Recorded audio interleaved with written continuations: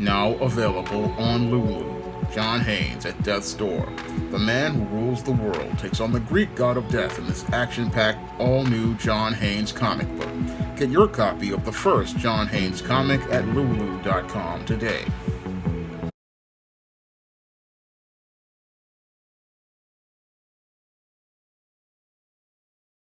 Better get the coleslaw, y'all, cause we're having us a barbecue.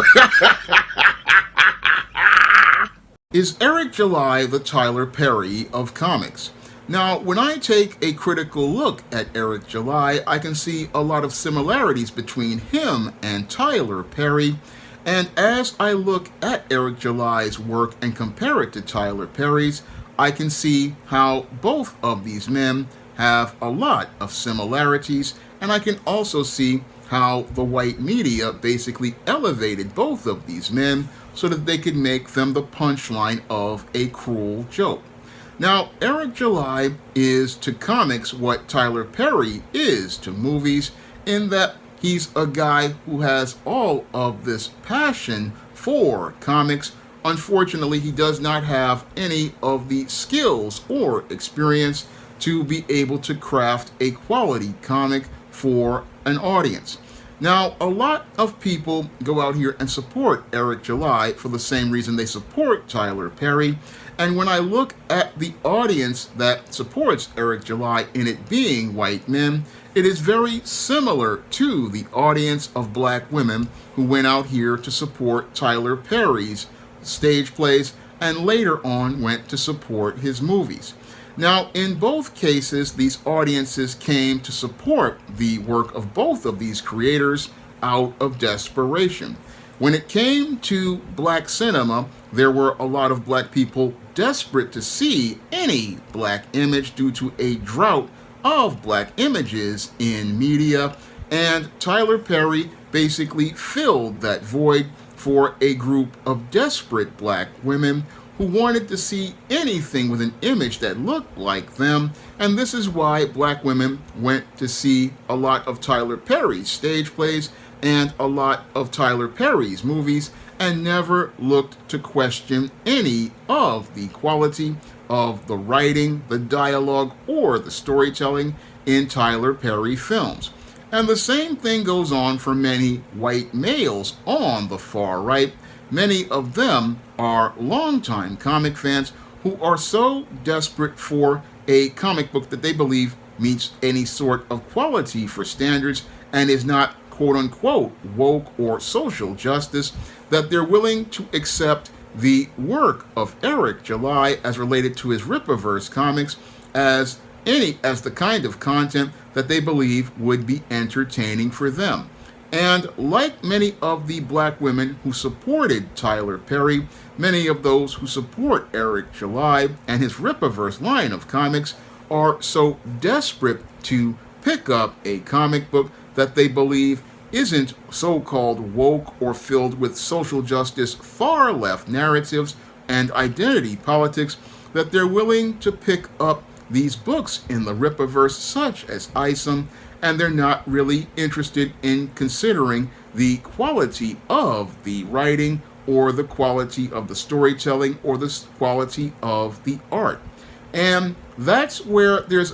again, big similarities between Eric July and Tyler Perry, in that you have two individuals who say that they have a passion for their mediums. Unfortunately, both of these men really do not have any sort of skills as related to their craft, and it shows in the screen with Tyler Perry's films and on the stage with his stage plays, and with Eric July, it shows in the pages of his comics. Because when I read Isom number 1 and 2, it really reminded me a lot of those Tyler Perry movies that me and a family member used to watch, in that, yes, this material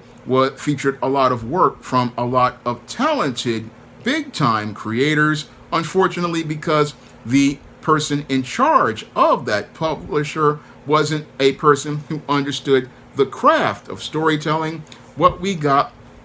was a poor quality product that people were primarily buying on emotion out of desperation, not really asking or demanding any sort of standard for the products they were buying. And that's what I see happening here with Eric July, the same thing that happened with Tyler Perry, in that you have an audience that is so caught up in their feelings about just seeing anything that they hope is quality, that they'll go out here and buy it based on hype, not ever thinking to vet this product to see that this product meets any sort of standard. Because with Black women and Tyler Perry movies, they didn't care about the quality. All they cared about was being able to see any movie that featured a black character. And I believe the same thing happens here with Eric July's Rippaverse comics.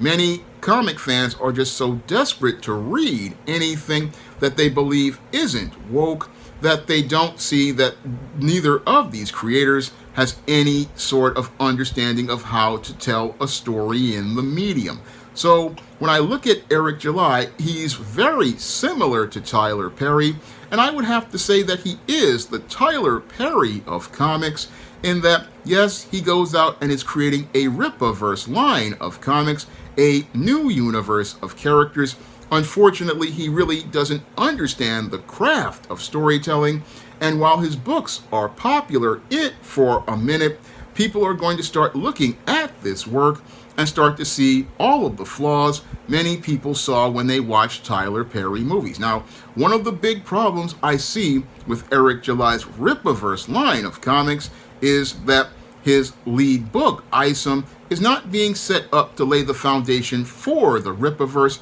in creating a lead character the way Marvel has a lead character in Spider-Man, who is considered to be the flagship character of the Marvel Universe and the character who laid the foundation for the Marvel Universe. I mean, when you think of the Marvel Universe, there are two groups of characters you think of, Spider-Man and the Fantastic Four. The Fantastic Four being Marvel's first family, and them being the lead character overall of the Marvel Universe, and Spider-Man being the flagship character and the face of the Marvel Universe. Usually everything from there is built on those two characters, brands overall as related to the Marvel Universe. And yes, you'll have other popular characters like Captain America and the Hulk, and these days Iron Man from the MCU, but everything, the foundation was laid with Spider-Man and the Fantastic Four, and they are the lead characters of the Marvel Universe. And even with my own SJS Direct Universe, I have a lead character in John Haynes, in that his story, The Temptation of John Haynes, is the foundation for everything in the modern SJS Direct Universe, and the Isis character is the secondary character who is a part of that foundation of the SJS Direct Universe, and every other character is built off of that, from Esteem to Lilith Graves. Everything is built on those characters, but according to Eric July, he says that there is no lead character, and if there is no lead character, there is no way to lay a solid foundation for the entire Rippaverse universe. So that's a major mistake he's making, similar to Tyler Perry, as related to his Medea movies, which, yes, they feature a lot of things that make people feel good, but there's no real structure for the storytelling, no real character development for the characters, no real character transformation arcs, and no real solid sequencing, and that undermines all of the overall storytelling for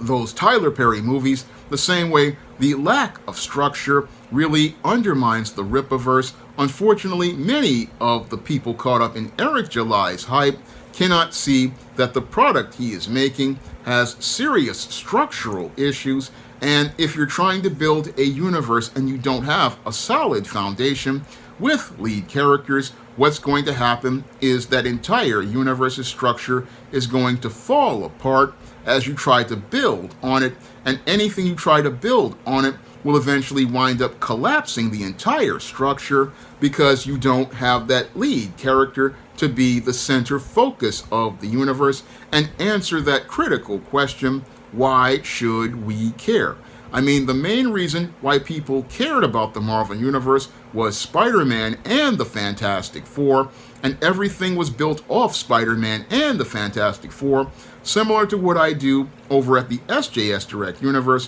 where everything is built off of John Haynes and Isis, and everything is spun off of those two characters, and those two characters, again, lead the universe as related to all of the other character stories. So I look at Eric July and I see him making the same mistakes that Tyler Perry made, and I see a lot of parallels to Tyler Perry in that a lot of guys who are a part of social media, especially in those far-right white circles, are basically doing the same thing that they did to Tyler Perry in setting him up to be a punchline. Now, with the whole institution of white supremacy when it comes to black creators, a lot of times with white supremacy, what they want to do is set up a black creator for a punchline, for a cruel joke, where while they may get success in the beginning, they will be touted as a failure in the end. And that's what happened with Tyler Perry.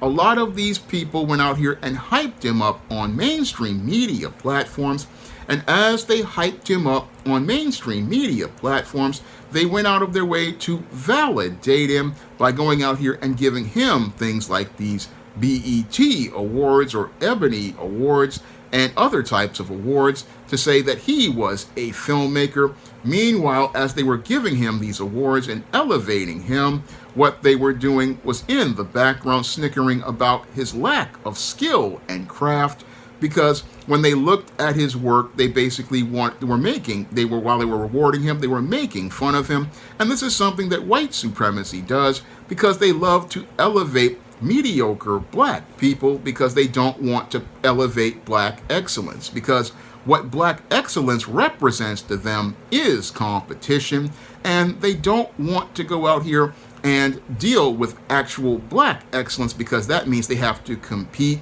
So they'll go out of their way to elevate a black person who is mediocre or extremely poor at their craft. And as they're elevating that person and validating them by giving them awards and lots of praise and support on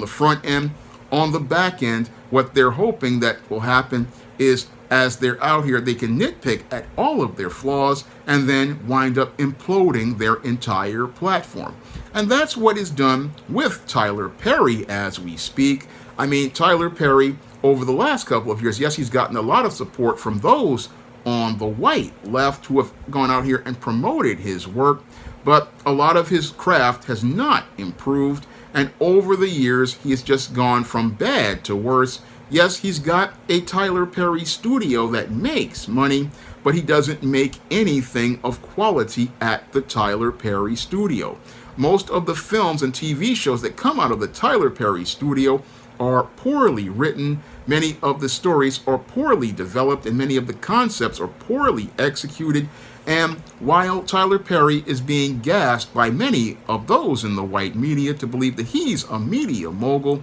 he's not one that they take seriously, because much of the material he produces isn't anything that can challenge their mainstream platforms in terms of quality. Yes, there are black women who will sit there and rabidly watch all of that Tyler Perry content, but a lot of that content really, well, for all of its flash, has no substance, and everybody's just getting a paycheck at his expense. And I see the same thing happening to Eric July with this whole Rippaverse universe. I see how many of these white folks on the right are basically gassing this dude's head up the same way they did Tyler Perry, lauding all sorts of praise on him for this Rippaverse line of comics, and how they're saying, oh, this comic line isn't woke. Unfortunately, what's happening with this line of comics is that the writing is just not that great, and some of the sequencing isn't that great. And like Tyler Perry, people are making this guy think that his work is so great. Unfortunately, the quality just isn't there, and I don't really see him improving from Isom's first issue to the second issue. And while the quality has declined, we have lots of guys who were a part of that far right and Comicsgate saying, oh, this is the greatest book out there, gaslighting Eric July to make him believe that he is out here making a difference, when in actuality, all they're doing is setting him up to be the punchline of a cruel joke, where they go out here and make it look like he's a success in the beginning, then go out here and cook him, roast him for many of the failures of his so-called Rippaverse line of comics. So I see what Eric July and Tyler Perry, again, have a lot of similarities in the way that you have white folks basically gassing them up. And what's happening here is that Eric July is being set up to be the Tyler Perry of comics. And yes, he's got a Rippaverse line of comics, but that line of comics isn't anything of quality in terms of writing, in terms of character development, in terms of story structure, in terms of character transformation arc. Many of the books that he's done, I mean the two he's done so far, the first two issues of Isom, have some of the worst writing I have ever seen in my life, and the sequencing and transitioning of these stories really isn't very good. And what's even worse, none of the books end with a satisfying conclusion, but you'll have many of those on the white right going out here and telling Eric July that he's great, like those on the white left tell Tyler Perry that he's great and talk and laud his success. Meanwhile, they're undermining all of that success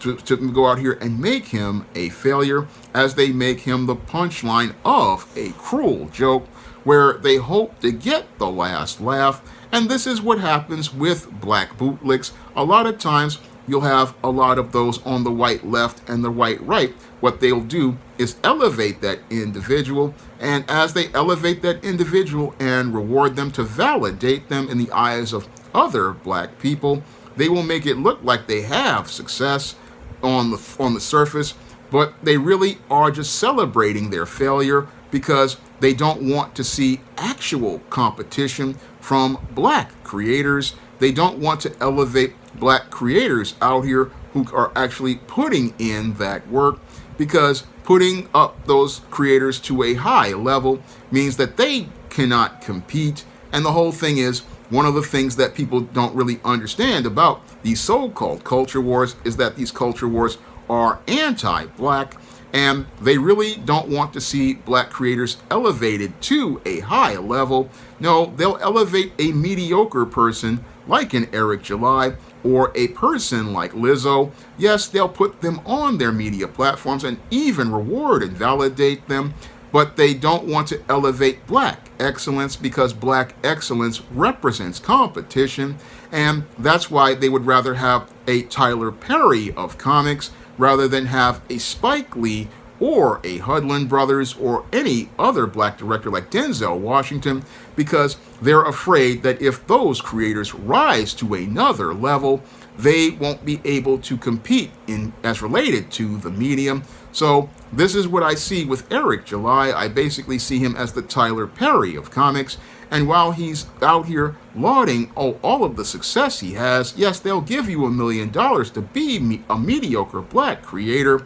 but they're not going to look to elevate an excellent black creator, because excellence is something that many of those on the white right, just like those on the white left, don't want to see, because both sides don't want to see black excellence, because black excellence is something that scares them, because black excellence means competition, and competition means that they cannot be comfortable in their place of mediocrity, and competition means that they're going to have to step up their game. And you can't come to people and say, oh, the book isn't woke, when you have to deal with actual competition, which really flies in the face of the Comicsgate argument where they talk about, oh, they want comics based on merit. Well, I never see any of these Comicsgate creators talking about black creators who create excellent comics or any other excellent books by other people. No, they only talk about certain books, but they don't talk about any indie creators who are out here putting out excellent books like I do on this channel. And they'll go out here and laud an Isom, which is mediocre, but they'll ignore all of the creators out here doing great work. And that's all, again, because they fear actual competition, and they fear that competition will will shatter all of their narratives about all these SJWs and woke people running comics, when there's actually a lot of great comics out there by great creators. And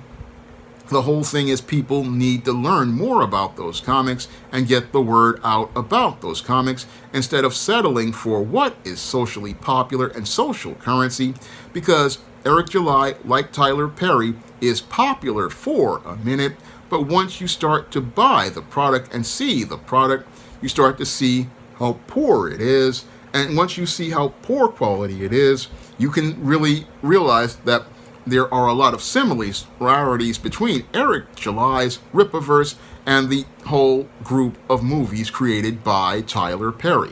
Now, if you want to pick up my first full comic, John Haynes at Death's Door, you can find that comic in paperback on Lulu.com by clicking the link in the description box, and you can pick up that book for the same price that it cost for the 2022 Kickstarter. And if you want to check out my second comic, Esteem No Good Deed, you can find that comic on Kindle for 99 cents. And you can, if you want to pick up a paper copy of that comic, you can find it in the Esteem series book, Esteem Blast from the Past. And if you want to try out some of my action-packed SJS Direct Universe stories,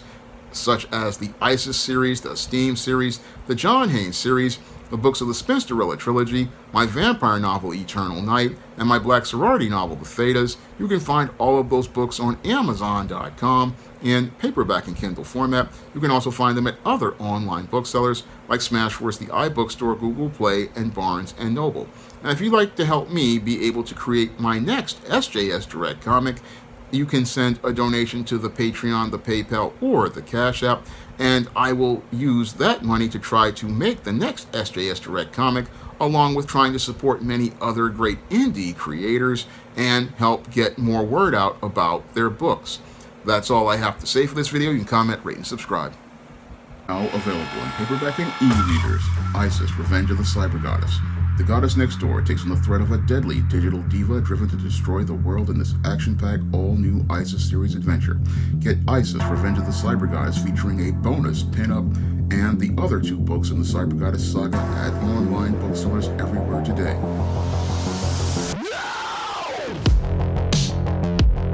Now available in paperback and e-readers, ISIS, All About the Goddess. The Goddess Next Door bears all in the art studio to catch a campus stalker in this action-packed ISIS series mystery.